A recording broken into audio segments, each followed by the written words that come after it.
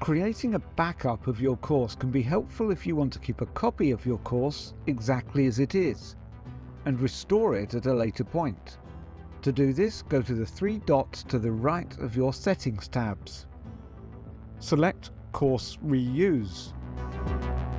Select Backup from the drop-down menu. Choose what you want to back up. It's a good idea here not to include enrolled users, unless you want those users to be enrolled again when you restore the course. Click Next. You can now select any specific sections to back up. You can select None or All, or select specific sections or activities to back up. When you are finished, click Next to get a review of your choices.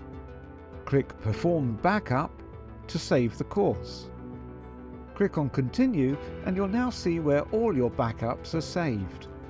From here you can download or restore your course. To restore your course, make sure you have Restore selected in the drop-down menu. Click Restore next to the course you want. You'll see an overview of what the backup contains. You now have the choice to restore the course as an entirely new course, or to merge your backup with an existing course. To merge into an existing course, search for the course in the box below. Choose if you want to merge the contents of your backup with the existing course, or delete the existing content altogether and replace it with your backup. You can deselect anything you don't want to restore and click Next.